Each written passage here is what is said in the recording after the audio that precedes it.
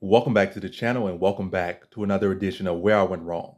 And in this edition of Where I Went Wrong, I'll be doing UFC Vegas 53, or you could say UFC Fight Night, Font versus Vera. So where I went wrong. So not my first, but in a long while, I need a whole makeup studio or something, or a whole new cleaning crew or something, because yeah, but besides the point, but my first kind of bad, or whatever, however you want to classify it, card in a minute.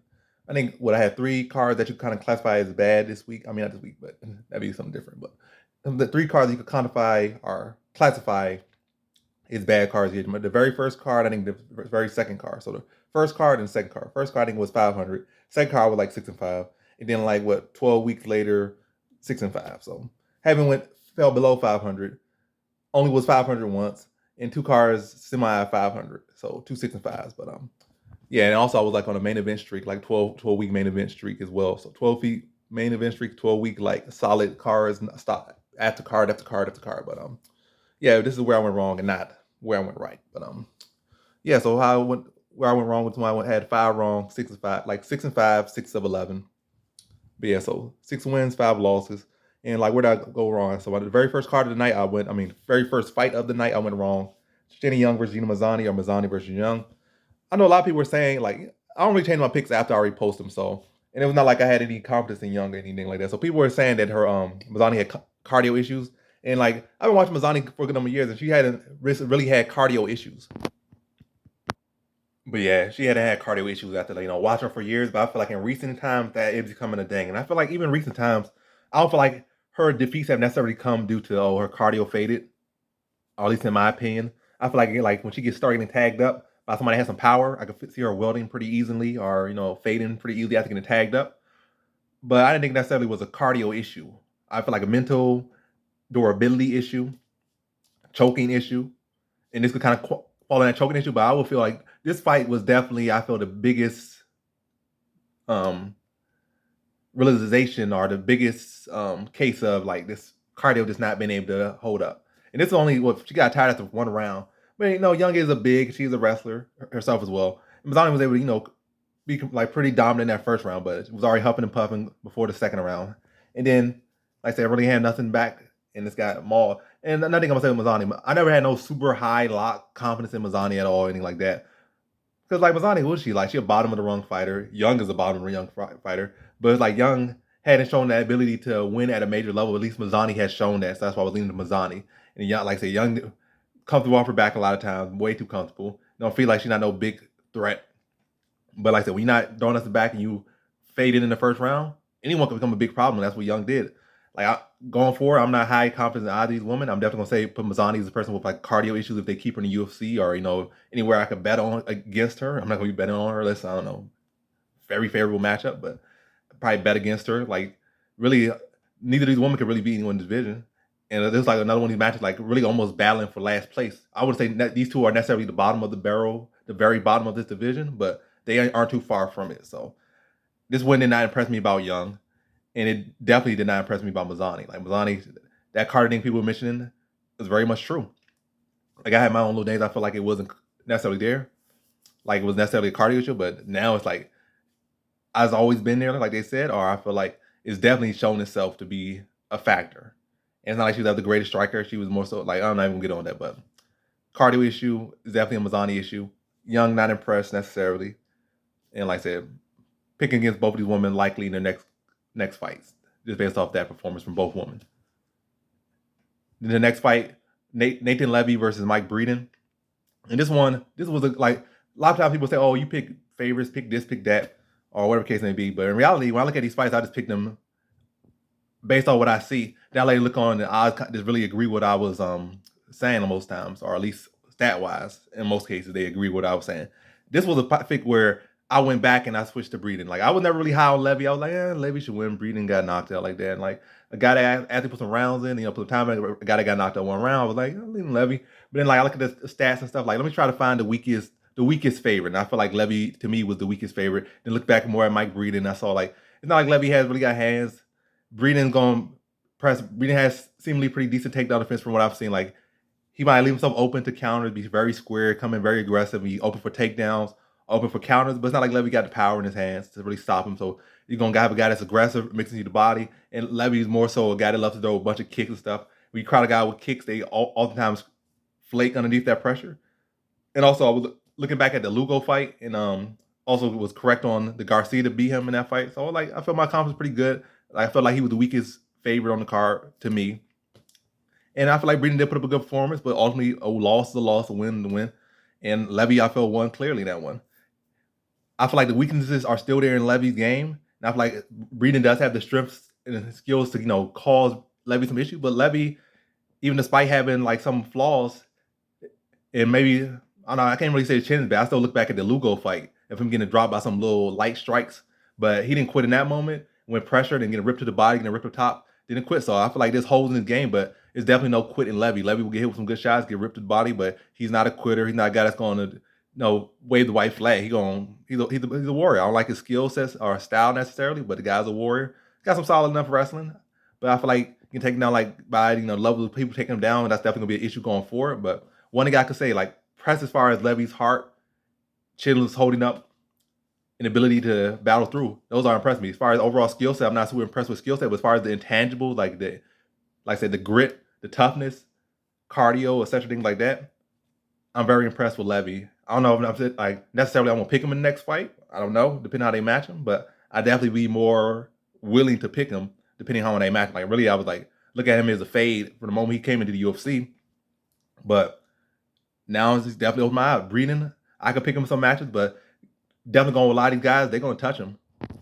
And like I said, they're gonna touch him. They got more power than Levy. They got better boxers than Levy, and they're more well-rounded than Levy, better wrestlers than Levy. Like I could still Breeden like at the lower end picking up some wins, but I feel like he didn't really make no adjustment from his last fight to this fight. He was just in the fight that really had the firepower. He went in there with Hernandez again, he would get knocked out the same way. He went in there with anyone that's like of that caliber, around that caliber, with the same result what happened. Like, so you gotta work on the skills. Like I feel like his strengths are there, but you gotta work on soothing out or smoothing out the weaknesses in his game, especially defensively.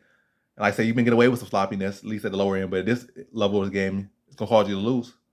But hey, he looked good. He looked good in the third round. Looked pretty good in the first and stuff. Like he had his rounds, but anywho, I feel like the biggest factor was that Levy did not, allow himself to just crumble to the power, like to the pressure and the striking and the like power shots. He just grinding on his mouthpiece. Not grounding people, but bit down on his mouthpiece and was a warrior. Competitive fight, right man won. And I already said what I said. I feel like Levy just proved to me like that little toughness I was kind of questioned about him, or feel like he'd be a wilter or just a glass chin fighter or a fighter this and that. At least for that most part, this guy is not a guy that you could easily walk over. He won't easily be walked over. He'll fight you back. So impressed by Levy in that sense. And then to the next fight, well, it's not it. I got that one right. But next one was Francisco Figueiredo versus Daniel Da Silva. And what went wrong with this one?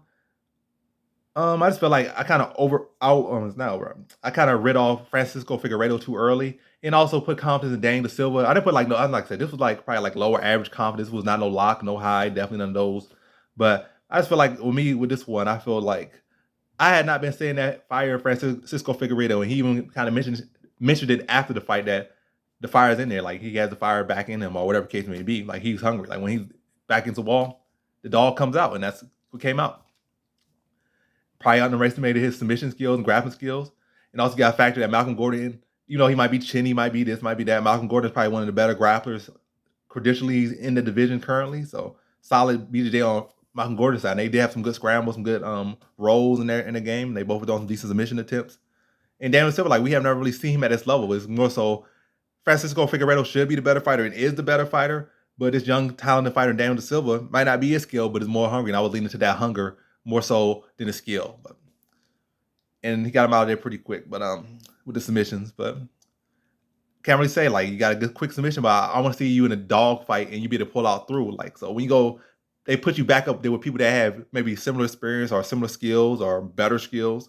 How are you going to factor when you fighting those guys? Is it going to be the same thing? Like you're going to get outworked, or are you going to turn it up? Like he got a quick submission over it, but this was got like an entry level guy that's coming in the UFC with his second fight, coming off a knockout loss.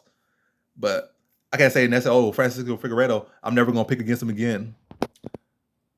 But yeah, I can't necessarily say I'm wowed.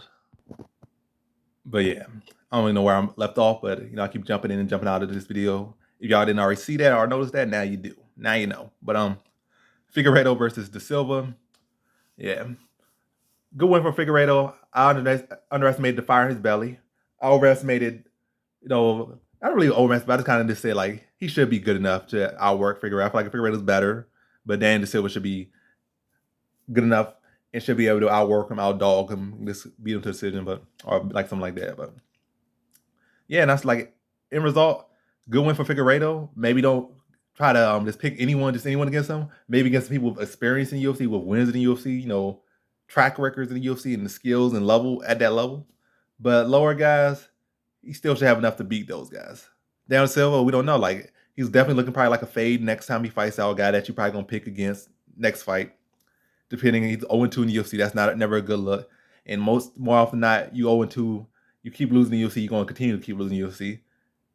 But depending on how they match him, maybe they match him with another entry level guy and he's able to get a win over, or maybe it's a favorable stylistic matchup, or maybe it's a fight where he just digs deep and he's able to pull out a victory and be able to establish himself in the UFC. But right now, definitely not the best look. 2 stoppage losses. Don't know where he goes from here. Like, I mean, obviously gonna be in the UFC most likely, but it's hard to dig yourself out of a ditch or out of a hole. He's dug himself a hole. And yeah, now went a good little streak here, good little streak, and then so many ones that I did already. So Young, Breeden, Figueiredo, got 2 more. The next one was Joe Anderson Brito versus Andre Philly, or Philly versus Brito. And this one, I just feel like Brito, he lost Bill Algeo in his I'm 0-3 against him now. Well, 0-3 involving him because I picked him versus Algeo, even though I feel like Algeo. I mean, I feel like Brito. I never liked Brito from the first moment I saw him. I saw him as a spaz, a guy that's going to throw all the stuff out there, not minding his cardio, not managing his gas tank. Just big shots, big explosions, takedowns, aggressive takedowns, not the best technique. Everything's forced and aggressive and explosive, and not really saying that, ability to slow things down. I feel like Algeo was good enough to be able to outstand them and then take advantage. He did that, but I was like, but Bill Algeo gives a takedown, so it's probably the case where he's gonna make all these mistakes. Algeo's gonna have his moments, but ultimately, Algeo's probably gonna lose to just the aggression, the volume, and some takedown, and just lose a decision. But the thing I would say, I don't know, I feel the fight should win. Like, fights don't always go the way you think they should go. So I was thinking like they don't always go the way you think they should go, or you want them to go, or they should go. So it's probably gonna happen like that for Brito. Then that was the same way I said on Contender Series. Then he won. And I was the same way, like thinking about 0-2, then now 0-3. I feel like the same. I feel like Philly could extend, experienced guy. He's been with some tough guys. It's not like he's been stopped so many times. He's been pretty durable. I'm not saying he has iron chin or anything like that, but I feel like he was good enough experience, enough a step up from Bill Algeo, at least career wise and accomplishment wise. Now, though, he should be able to extend them and then, take advantage, similar to what Algeo did, if not better. But this MMA is fighting. All it takes is one big shot, and not like say it was a lucky shot. It was not. He saw it and caught him. Like say, sometimes you land the best shot, they get hurt, but they come back from. But clearly, it was a shot that was good, perfectly landed, good setup, and was able to get him out of there. Like I said, I don't really see that in Brito, but like I said, it's the nature of the game. Like even you have a good read on something, all it takes is one shot, or somebody get 2 lacks, 2 this, 2 that, somebody catch them with submission, and it's not basketball, it's not football. All it takes is one thing, and out of there, you can be the best team, you can be a better fighter. And all it takes is one shot, one mistake, game's over. So I realized that from that 41 seconds, I can't say, oh, Brito's a chain man, or Brito division got to be scared of Brito. I can't say that. We already knew he has power. We already knew he's a threat in that state. We already knew he's dangerous, but it's not like he did this for 3 rounds against Philly, picking him apart for 3 rounds. That would have been more impressive. This would be more impressive for his highlight reel, but as far as his career going forward, and as far as people reading him and trying to scout him, it's like, oh, he still ain't make it out the first round, or he still ain't look good against a solid guy for rounds. I feel like that would have been more impressive. They were like, oh, yeah, I really slept on this guy. But first round knockout, we knew it was within him, but we just thought Philly's experience would be able to get him past that point. So like I said, not a whole lot to delve in there. I can't say, oh, I was so wrong here, I was so wrong there. It's like I said, all I can really talk it down is it's the nature of the game. That gets Brito a little bit more eyes, but he really ain't showed me nothing different necessarily. Good win for him though, but can't say nothing different or something that's so wrong or something that's so right. And then the final fight, the main event, Vera versus Font, or Font versus Vera. I feel like a lot of what I was saying with this one was correct, but Vera definitely worked a lot more on his counter. Like his whole career, his counter game been very weak to me. He's been very weak, but this fight, it was very sharp. Like he got picked apart the first round, but then the second, third, every single time at the end of the rounds, he was dropping Font. And then from that point, after with the second and third round, then Font was like, it's holding on for a string. Like he still be game, but like his health bar on his head was already at like 90%. So every single time he get touched, he was falling over. And for that point, I feel like Vera could have stopped him if he really wanted it. It's not like Font has no great submission game off his back. It's not like Vera's weak to submissions or has weak grappling game. I feel like he probably could have followed from ground and really worked to put some submission. I mean, put a stoppage on it. But it's like he was, I don't know, wanted to extend him for whatever reason. I don't know if he wanted to punish him. I don't know if he didn't want to drop his stocks too much by putting a stoppage loss on him. But whatever the case may be, he didn't show the dog. I mean, he didn't show that killer finishing instinct for whatever reason. Like he didn't go for it. I don't know what it was, but he didn't go for it.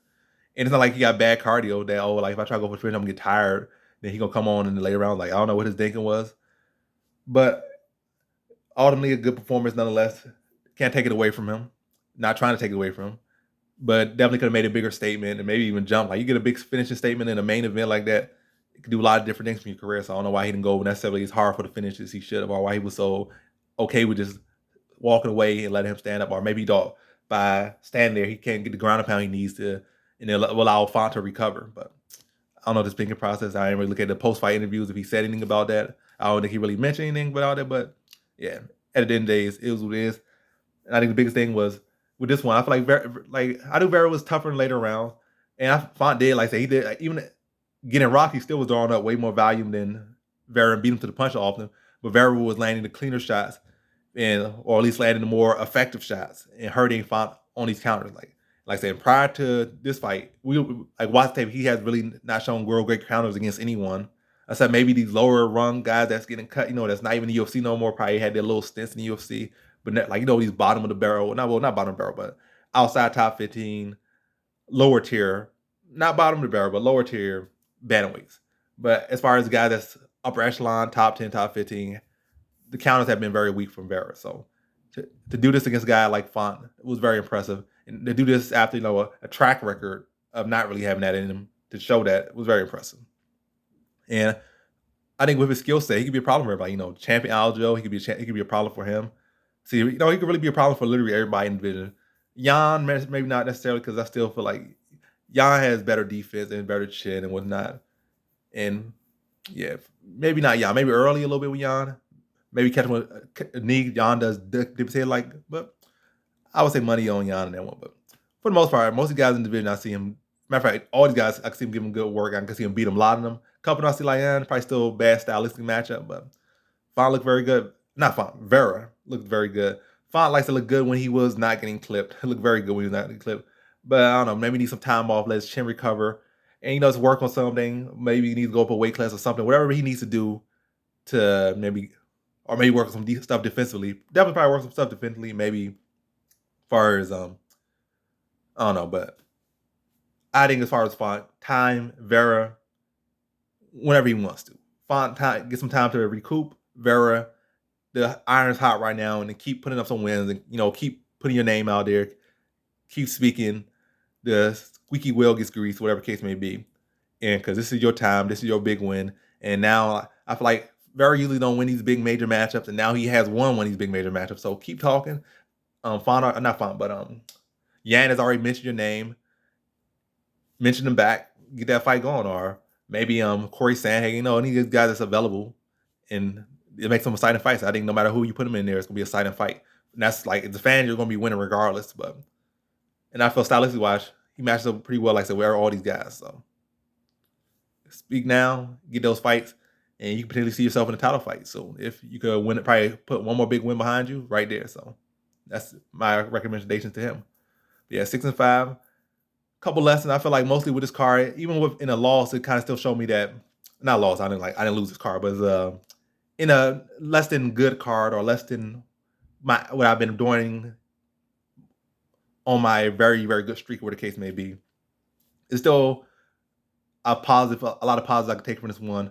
And I feel like the thing is, most of these fights that I have lost outside the Philly, or that I had lost on this card outside the Philly one, which Philly has plenty of experience in UFC.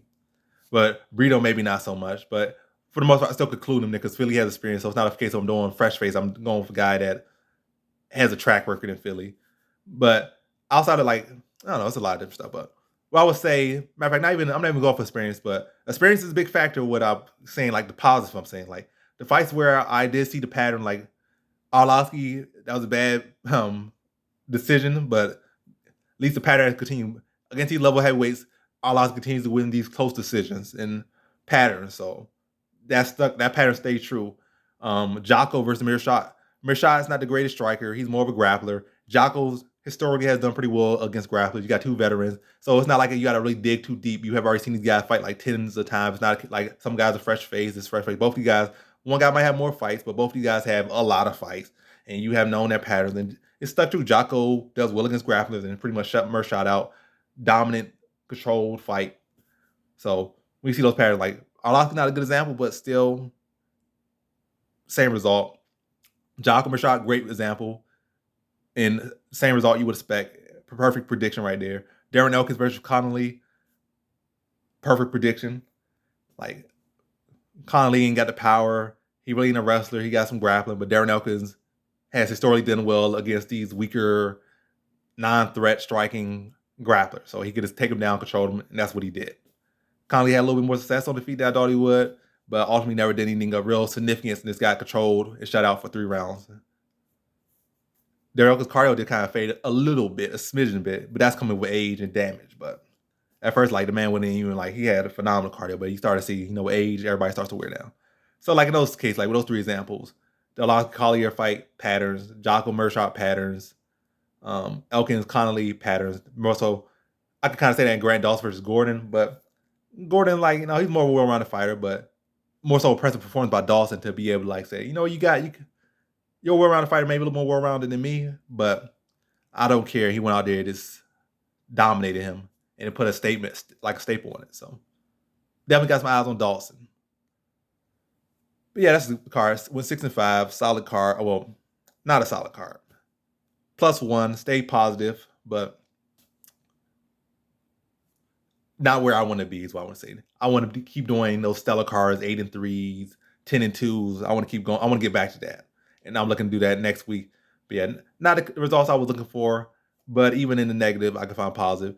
And 5 wrong, but now with some of these fresher faces, more intel gain. And the more intel gains, the better the results. Now you can just record it, you can look back at it, and make better decisions next time. That's how I see it. Losses, but I will take them as lessons and turn them into blessings. And that's the video. Thanks for watching. Like, comment, subscribe, and come back with more videos. Peace.